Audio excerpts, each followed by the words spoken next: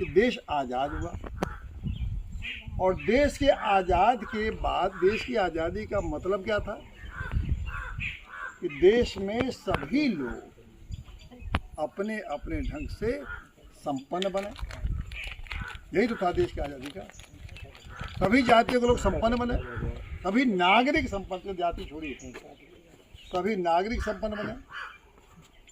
लेकिन अब मैं तो पूरे देश में घूमता रहता हूँ, सिर्फ अकेली हमें तो ये बड़ा चौंकाने वाला चीज़ दिखाई दिया, और इसके नाते मैं आप लोगों के अब घूम रहा हूँ, आप लोगों के बीच में रहा हूँ। हमें कोई ये खाली ज़रूरत नहीं है कि हम खाली ब्राह्मणों के बीच में घूमें तभी हमको हमारा उद्देश्य पूरा हो जाएगा। लेकिन जो चौंकाने वाली बात आई, उसके नाते मैं खुलेआम ब्राह्मणों के बीच में और ब्राह्मण गांव में जा रहा हूँ। अब आप ये कल्पना करिए कि मेरी कितनी बड़ी आलोचना होगी कि ये कौन सा है भाई कि ये न्यायाधीश रहे हैं और इतने बड़े ऊंचे पद गवर्नर के सलाहकार है, अब केवल ब्राह्मणों के बीच में जा रहे हैं। उनके दिमाग में तो यही आएगा कि मैं ब्राह्मण बात करने निकला।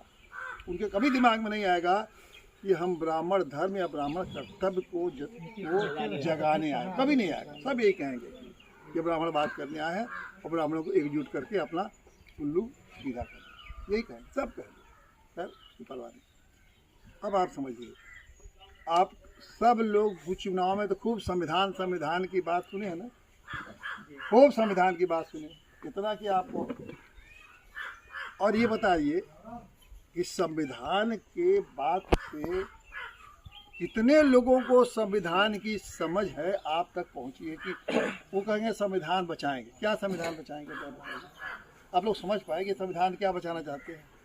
किसी की समझ में आया? जब बता दे भाई, इतने लोग पढ़े लिखे कि जो लोग कहते थे संविधान बचाएंगे, क्या मतलब किताबों को बचाएंगे, किताब को ले जाकर बक्से में बंद कर देंगे या लॉकर में बंद कर देंगे? क्या बचाएंगे संविधान बचाने का मतलब वो एक आज़ाद जब देश हुआ तो एक व्यवस्था शासन चलाने की उसमें रखी गई। और इतना ही नहीं है, भारत के संविधान का मतलब ये भी है कि वो केवल व्यवस्था चलाने के लिए नहीं है, वो एक समाज, जो भारत की आज़ादी के बाद का जो समाज का निर्माण होगा, वह समाज कैसा बनेगा उसका भी एक दस्तावेज है ये संविधान। अब कौन, आप बताइए, उस दस्तावेज में व्यवस्था तो है कि आप चुनाव होता है, एमएलए चुनते हैं, एमपी चुनते हैं, ये तो सब जानते हैं। लेकिन उस संविधान में वो कौन सा समाज का निर्माण की व्यवस्था, कैसा समाज बनना चाहिए, इसके बारे में आप कितने लोग जान रहे हैं कि कैसा समाज बनना चाहिए? मैं तो नहीं समझता हूँ कि इस पर किसी ने ध्यान दिया होगा, और किसी ने चाहे स्कूल में और कॉलेज में और कहीं भी आपको पढ़ाया गया होगा। और ये जितने नेता जो चिल्ला कहते हैं संविधान हाथ में लेकर घूमते हैं, संविधान को बचाएंगे और संविधान को ख़त्म नहीं करने देंगे, लोग कहते हैं, उनको भी पता होगा कि कैसे।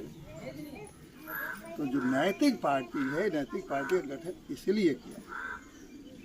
नैतिक पार्टी ब्राह्मणों के लिए नहीं गठित किया गया, नैतिक पार्टी एक बहुत बड़े उद्देश्य के लिए गठित किया गया, और उसका उद्देश्य ये है कि नैतिक पार्टी संविधान के जो मर्यादा है, संविधान के जो मूल्य हैं, संविधान की नैतिकता है, उसको देश में लागू करेगी, जिसको कोई नहीं लागू करेगा।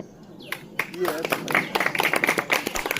अब जब हम निकले समाज की नैतिक पार्टी, तो निकली नीति के साथ राजनीति, उसका उद्देश्य वो किताब आपको लिखा है। और नीति के साथ राजनीति का मतलब संविधान की मूल्य, संविधान की मर्यादा, यही हमारी नीति है।